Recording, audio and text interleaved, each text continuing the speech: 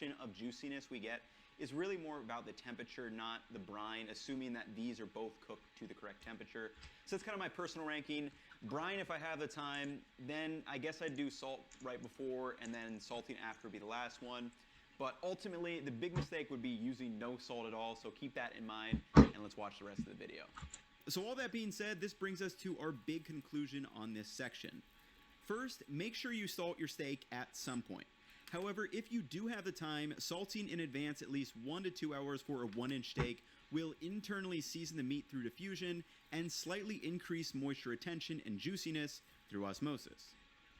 Now, salt is a powerful level that affects the taste and texture of the steak, but another lever that also affects both of these massively is how we apply heat to our steak, and this leads us to our next topic: how do I cook a steak?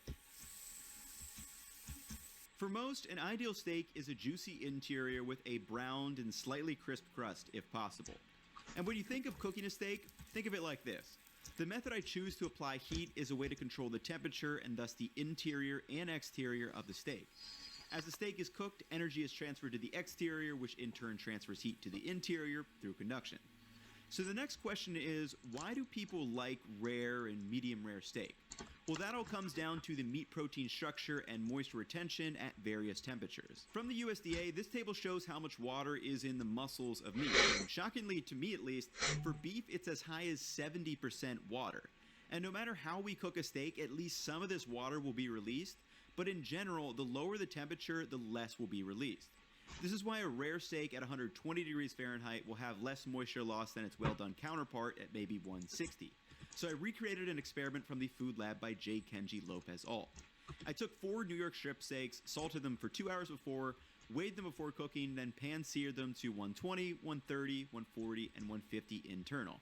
I weighed them and then collected the data. Then I did the same test with a different methodology by slicing up a single unsalted steak into roughly equal pieces, then slowly bringing them to temp at 250 degrees Fahrenheit in the oven. And here is the moisture loss for both of my data sets as well as Kenji's. And obviously, it's not a perfect lab test, but we can clearly see a trend here in the data sets. And as expected, the rare steak had the least amount of moisture loss. This would make you think that rare steak must have the best texture, right? Well, it may be for some, but I would argue that it has worse texture and worse flavor. In my opinion, the more important factor in the texture of steak is the actual meat protein structure, and thanks to this amazing chart from On Food and Cooking, we can see what happens at various temperatures. Take a look at the meat qualities column. So at 120 degrees, the steak is becoming firmer, but it's still fairly slick, which some may like, but I definitely prefer the slightly firmer texture at 130 or 135. Additionally, if you see the connective tissue collagen column, at 130 degrees Fahrenheit, the collagen sheaths begin to weaken, which turns into gelatin. And also, remember that marbling we talked about earlier? That fat will begin to render at 130 degrees, which lubricates the meat, making it taste juicy and more tender, while also delivering fat-soluble flavor compounds, meaning it tastes beefier. For a rare steak at 120 degrees, the fat does not render and actually will feel a bit mushy or slippery, which is why many people do not like rare steak. Also, when you taste it, it is noticeably less beefy in a side-by-side test. Just give this one a try next time you cook some steak. The obvious next question is, how do I cook a steak to a certain rareness?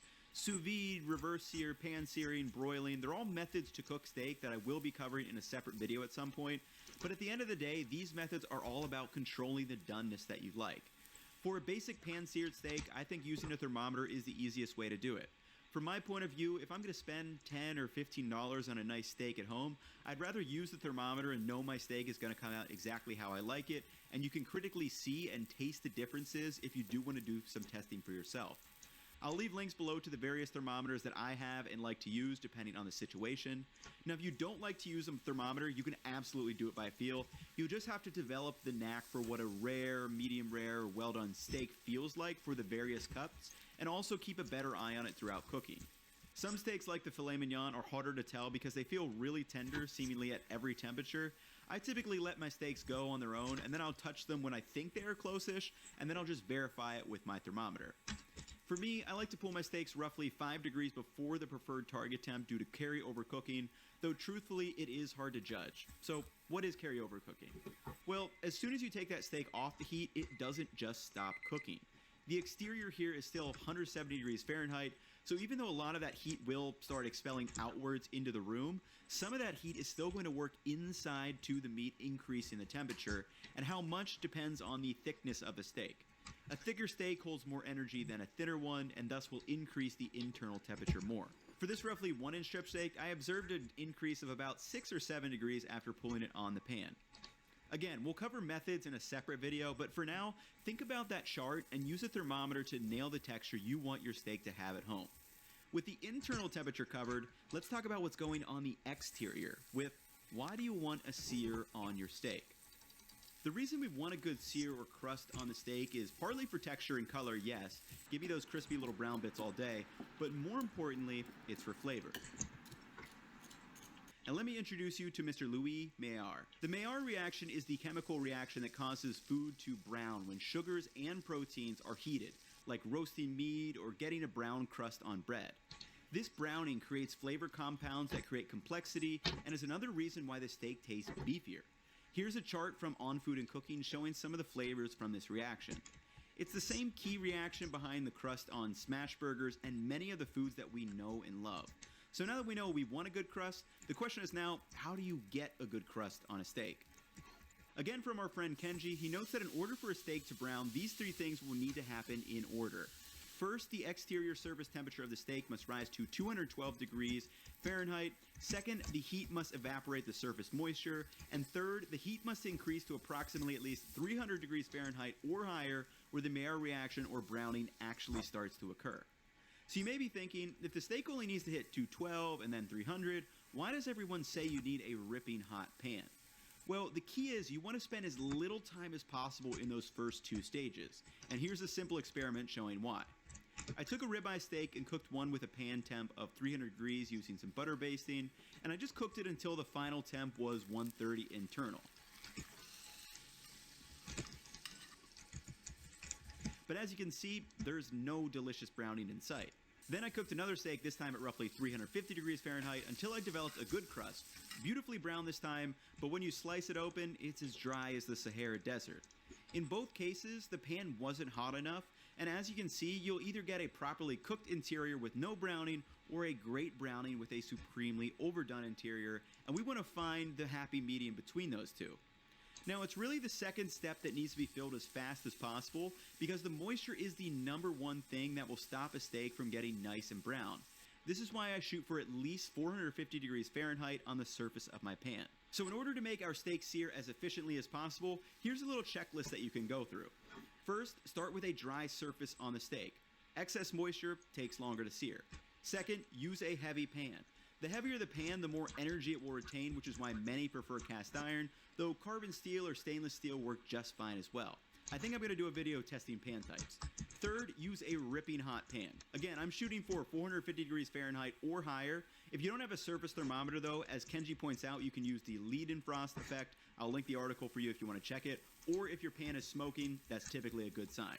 Fourth and finally, use a fat. Using oil in the pan or right on the steak is going to increase the thermal contact between the meat and the pan, meaning more efficient heat transfer. And using these 4 guidelines should help you get to a beautifully brown crust. It's also prudent to note that thicker steaks make it much easier to get a browned exterior and medium rare or medium interior, since it takes longer to cook and more heat to do so. For a thinner cut steak, you're definitely going to have your work cut out for you. Now, there are a lot more areas for exploration, such as butter basting, using mayo, and testing different pans, but here are the basic principles learned from this section on heat.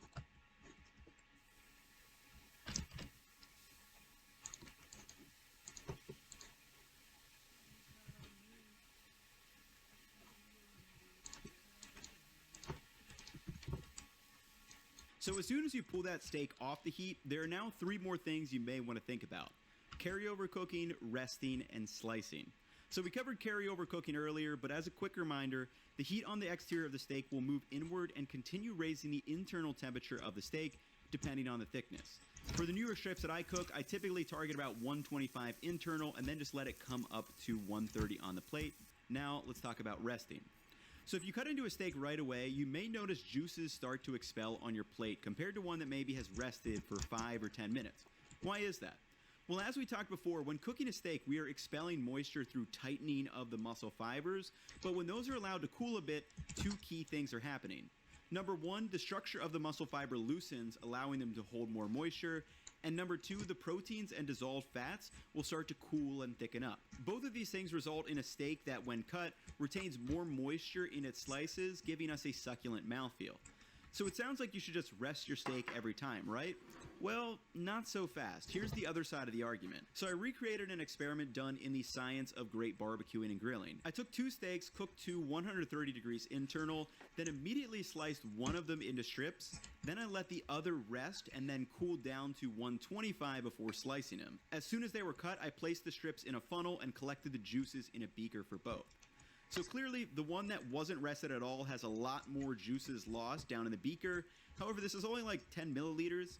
In practice, both are still absolutely delicious, and I think it depends on the situation if you need to rest it or not. For one, it's not like these juices are just gone. You can always just pour them over your steak, which is exactly what I did, but let me explain a scenario for you. So I typically rest my steak all the time, especially if I pull it off early at 125 and account for the carryover cooking. It should give me the perfect doneness and allow everything to relax. However, if I accidentally overcook my steak and don't pull it off until 135 or 140, if I let this steak to rest, that carryover cooking may bump it up all the way to 150. So I have a decision to make. Do I slice it now to kind of halt that carryover cooking process but have more juices expelled? Or do I let it cook but retain more juices in the steak itself? I'll let you decide at home. But lastly, let's talk about slicing. So you may have heard always slice across the grain for a steak. And this does matter a lot for certain cuts like tri-tip, flank, and skirt steak because these are whole muscle cuts. However, all of the cuts that I talked about today have already been cut from a whole muscle.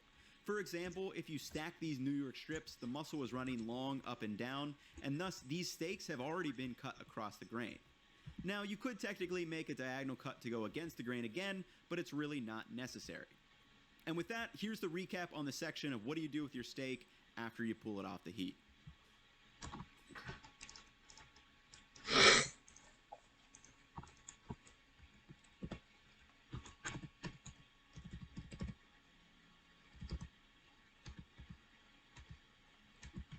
So I know that was a ton of information in this video, and like I said, everything's timestamped below, including just the little recaps of each section if you want to refer back to them. But I think it's safe to say that we all have our bachelor's degree in steak now.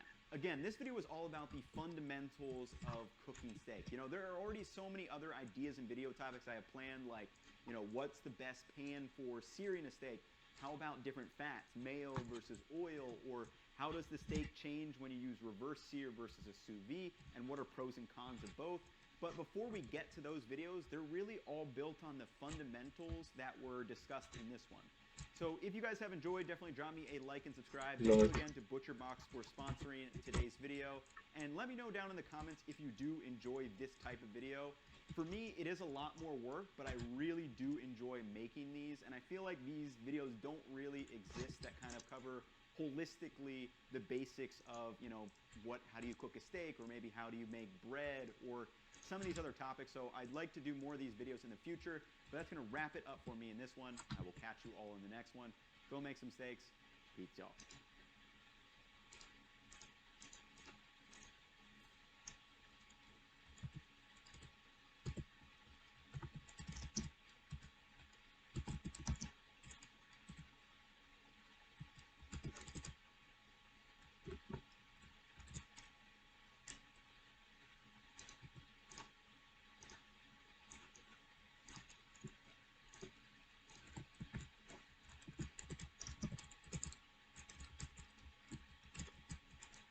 All right, everybody. We should be live now, so let me know.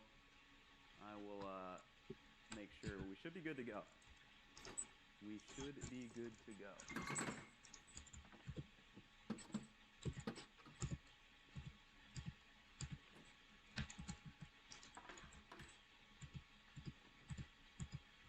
So let me know if everyone can see, if we're all good to go. You've been wondering how do you pronounce your last name? It's just Chabowski, so the L's silent. The L is what throws everyone off. Coming in loud and clear? Sweet. Yo, what's going on, everybody? Hopefully you're having a good start to your day. Whether, for me, it's noon, so sure many of you are coming up on the end of the afternoon, late afternoon, or if you're across the pond, even later than that, like from Poland.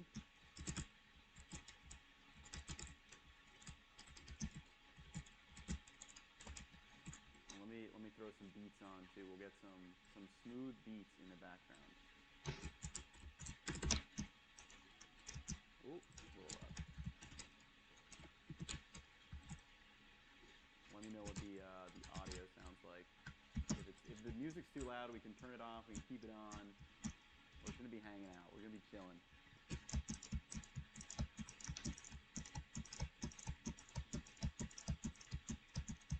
Slight lag from audio to video. Yeah, might just have to deal with it. It'll be all right. We'll get through it.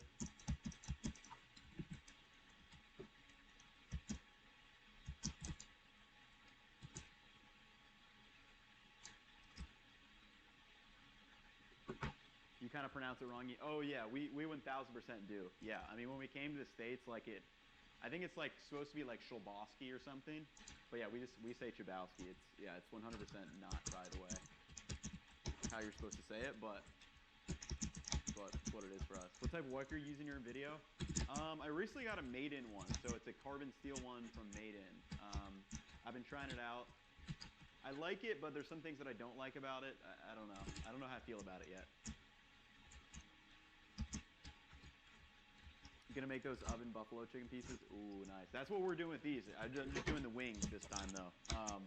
So I took these out just so they could start air drying. But what we have to do is get the mixture with the cornstarch, salt, and those type of things. Just gotta get my bowl out.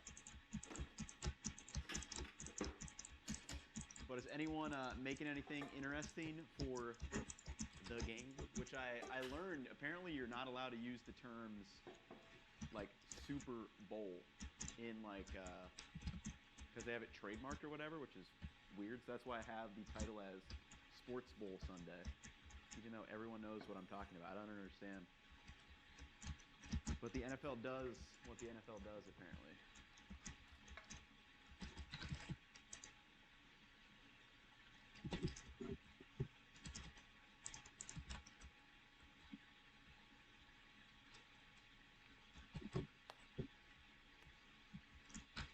Let me let you get a wing.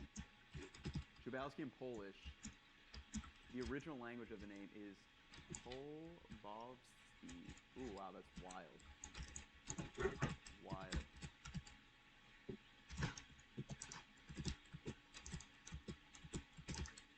Crab Rangoon dip? Ooh, I haven't had that in a minute.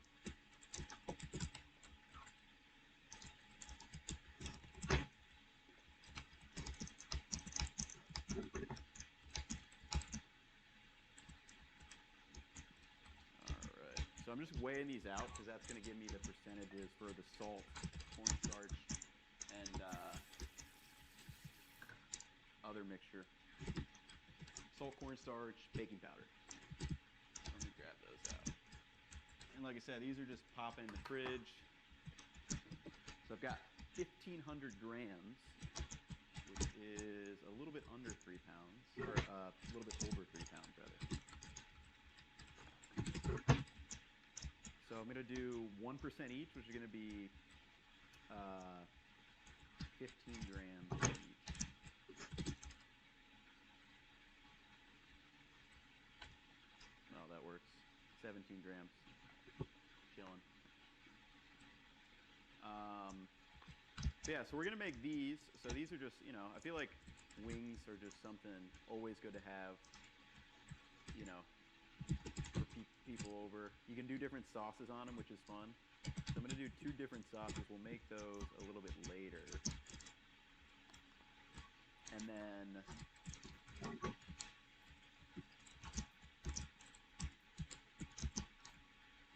we also have to make chilo rio, which I've actually never made myself before, but it's fairly similar to carnitas.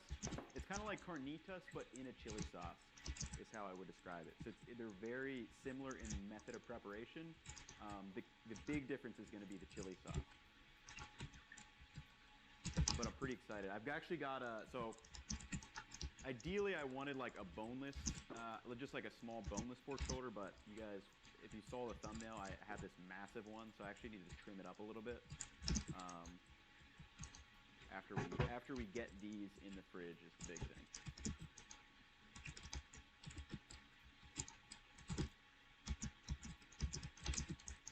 Just make sure I'm not missing stuff, but be good.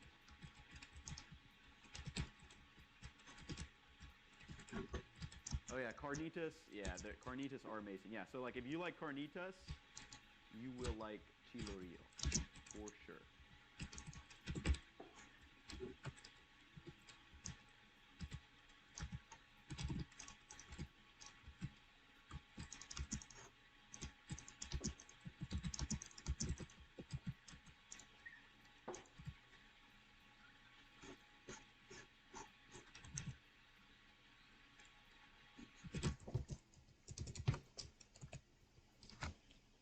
Got a bunch like stuck on the bottom now. Gotta bring it back to the top. Okay. And then, like I said, these are just gonna go back in the fridge, air dry them. So if you guys have seen that video where I did the buffalo chicken pieces, it's that exact same process. And if you guys want to learn about the technique behind it, pretty cool video. But the wings are good if like you're having multiple people over, and it's not like the main thing. But I really like doing the whole chicken. You know, if you're kind of making it for like yourself or your family, or like, you know, maybe like a max of 4 people. Just because you don't have to get like a bunch of wings, you can probably just get one roasted chicken between the breast and thighs and all that. You'll have plenty.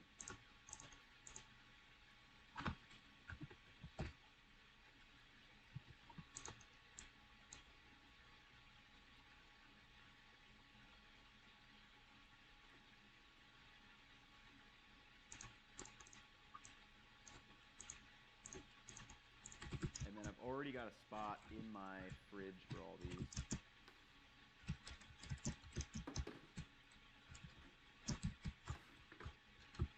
So I can just slide it right in.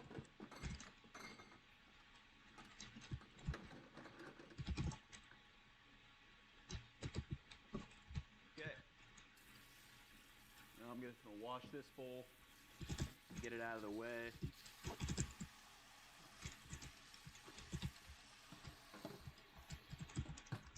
And then we can move on to other things.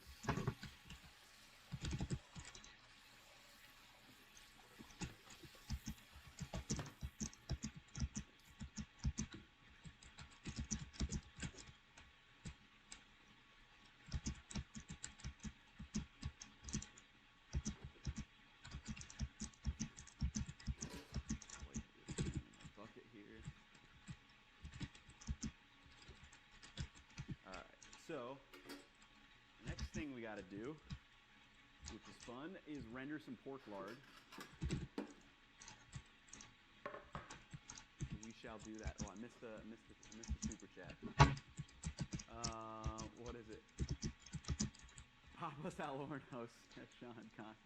Yo, what's going on, guys? Hopefully you're enjoying.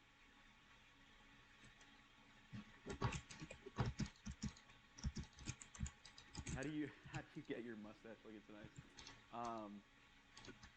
I get this question all the time. I honestly, like, I don't have a set routine. Like, I just let it grow out because I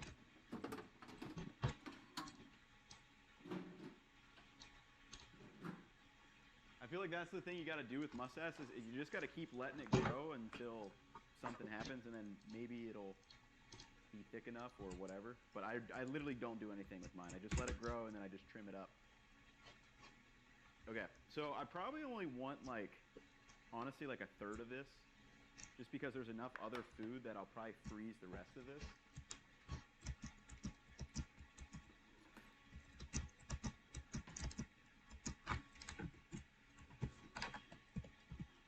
So what we're gonna do is I'm actually gonna take some of this skin right off and render it. So this is a bone-in pork shoulder. So the bone's like here. I'm probably just gonna, I think the bone runs out around here. So I think I'm just gonna cut this kind of section off.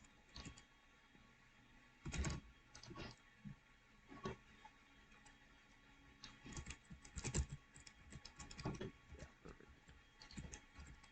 Perfect. Absolutely perfect. So then this, what I'm probably going to do is just freeze that. I may keep it in the fridge for now, just in case I do get to it, but I probably won't. But this is the chunk, and I'm actually going to pull off a little bit of this fat, just so I can, I think I'm going to need probably a little bit extra to render off.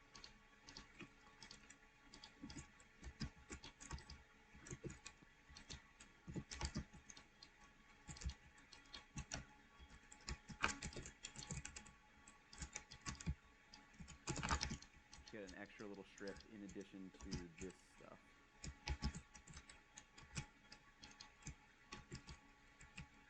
I'm trying to just get only fat. I got a little bit of meat in there. It's fine.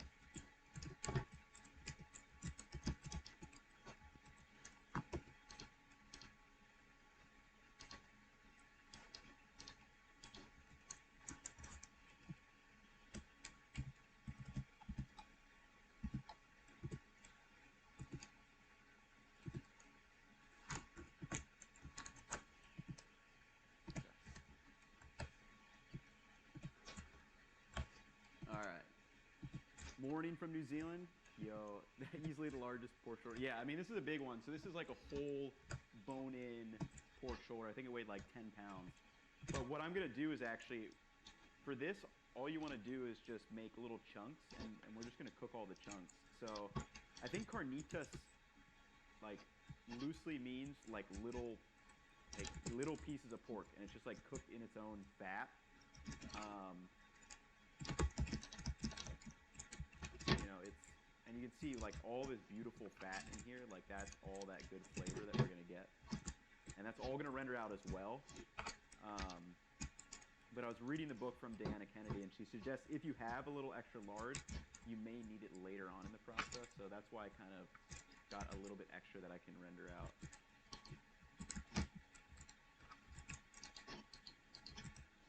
But what I'm gonna do here is probably just cut these into like, I don't know, maybe like 1-inch chunks like this. And then it's kind of interesting. So you cook these down, and then you actually pound them up and kind of shred them. And then that's what you mix with the chili sauce, which we'll do in a bit. But you literally just cook them with salt and some water. You basically let the water evaporate as it cooks it, and then it starts browning up after the water has evaporated.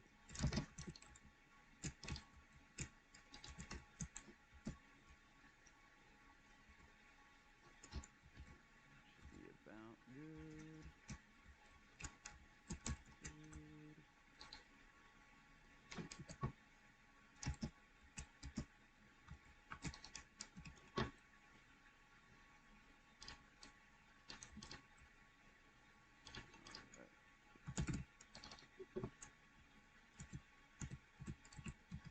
And this will cook down a bit. I know this probably looks like a ton, but this will actually cook down a good bit. All that fat will render out of there.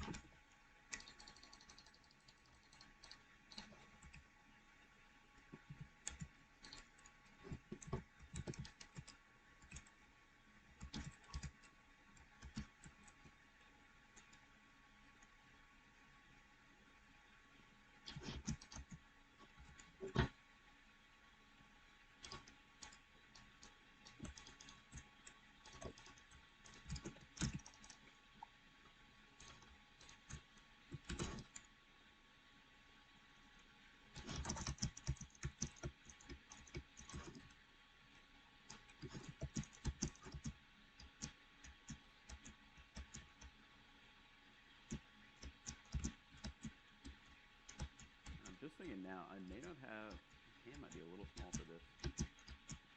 I'll just put it in the big stock pot, I guess. Fine.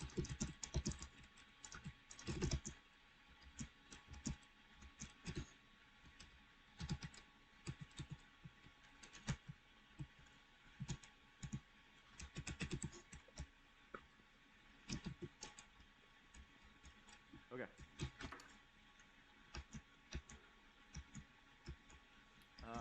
Pandemonium.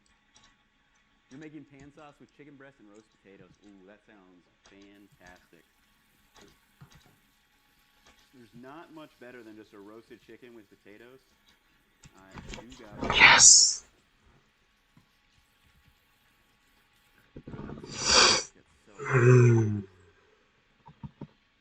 Yeah, that sounds Yes, dude. Could never go wrong with that. I made those. What did I make the other night? I didn't roast potatoes, but I made potatoes with like peas and butter, just stirred in with parsley. Kind of not quite a mashed potato, but I'd actually mash everything. I just kind of stirred everything together. Have you ever tried nihari? No, I have not. I'm not sure what that is. Okay, so I'm going to put some of this stuff away. I'm going to start rendering out this little bit of excess pork fat.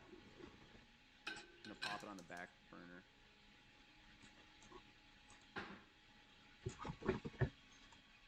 And then I need to put that away.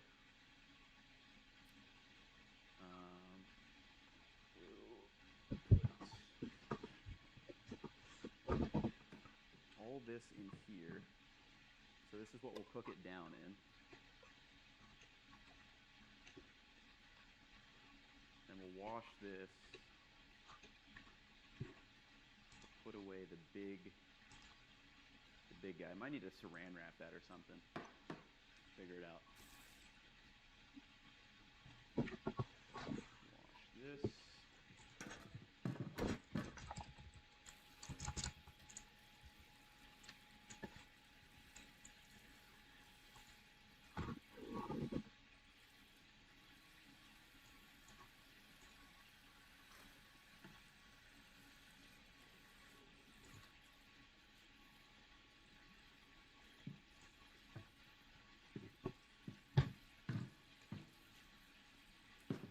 They continued the trend that I pointed out in the black.